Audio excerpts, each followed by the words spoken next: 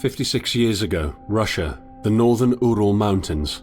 A group of 9 students of the Ural Polytechnic Institute embarked upon a difficult winter expedition to reach the Otorten mountain. Their journey seemed to progress according to plan.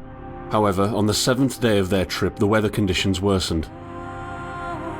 They lost their orientation and were forced to set up a camp on the slope of the mountain called Kholat Siakal. It was their last stop. 3 weeks later in Yekaterinburg, when their families received no word of their success, the first rescue expeditions were sent.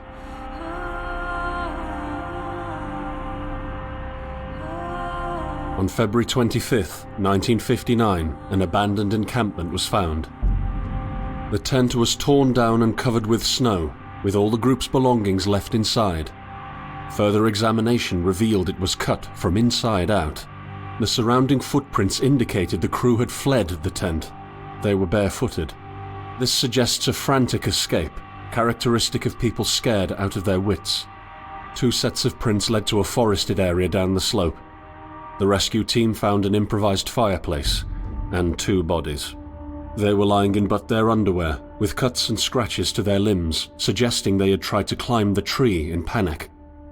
What could terrify them so much? The next 3 bodies were found scattered a few hundred meters from the first discovery. One of them had suffered a fractured skull, this despite no evidence of a struggle. It took the spring thaw 2 months later to enable the rescue team to find the rest of the victims. The last 4 skiers were found buried in a thick layer of ice and snow. Their autopsies led to even more bizarre findings.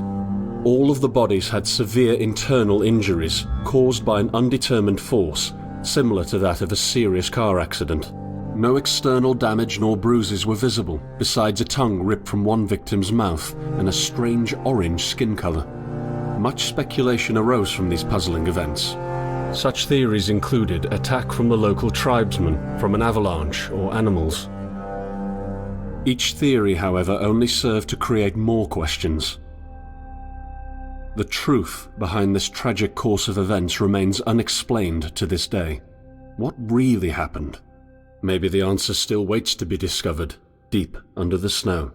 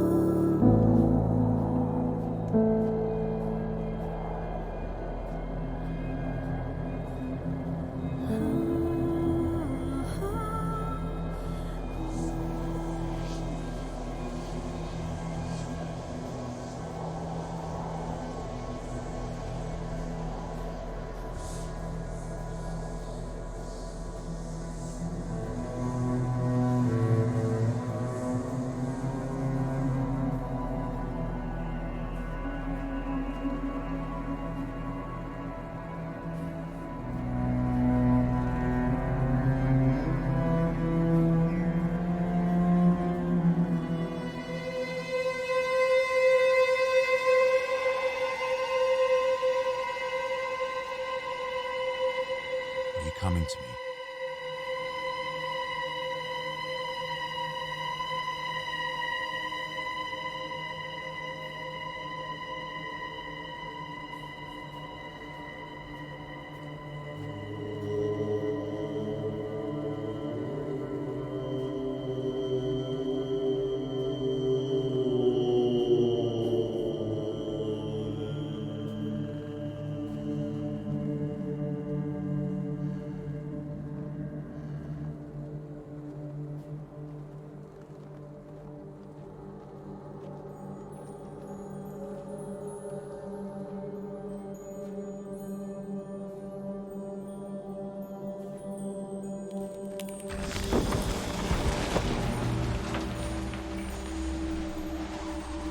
In the end, the only thing I saw was a flash, an insufferable burning light, the pain ripping apart my body.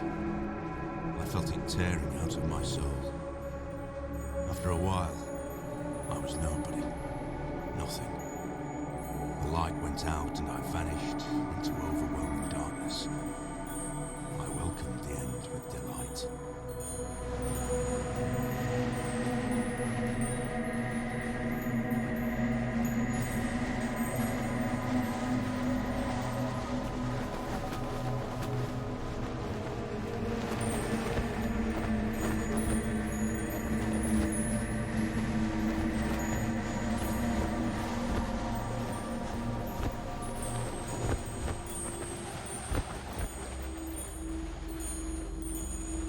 I am right behind you.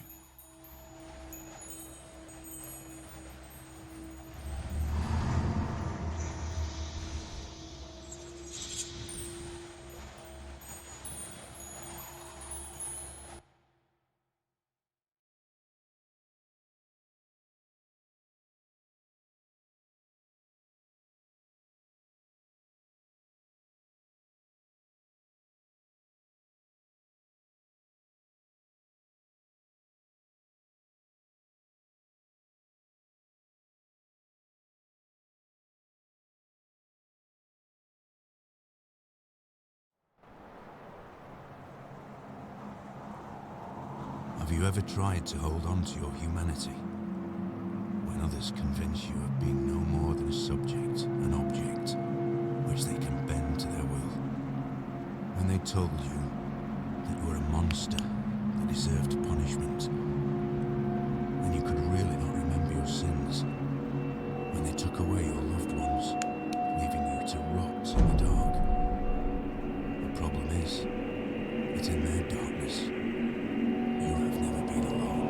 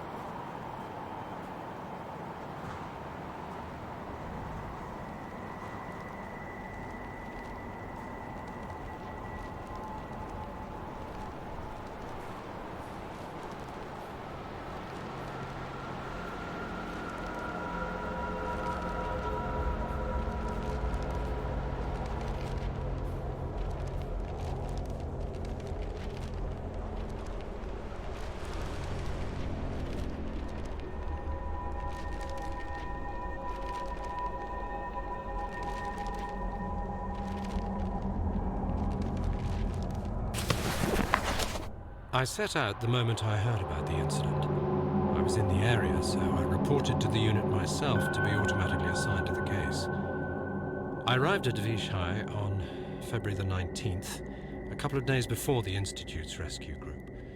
While waiting for them, I started asking around to see if anyone from among the locals knew anything about the incident. One of them said he had a hunting cabin in the search region and knew the area very well. I decided to use him as a guide. When the rescue team had finally arrived, I explained to them what the unit's role was in this mission and that all discoveries or observations should be brought to my attention before anyone else's.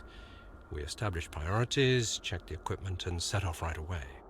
It was not until February the 26th we found the tent that I believe belonged to the students. Initial findings show that the people in the tent cut its sidewall and for some reason tried to escape from it in panic. The tracks in the snow led to a forest 1.5 kilometers away. But the trail went cold after 500 meters and we had to carefully search the entire area. This was not a place of any average incident.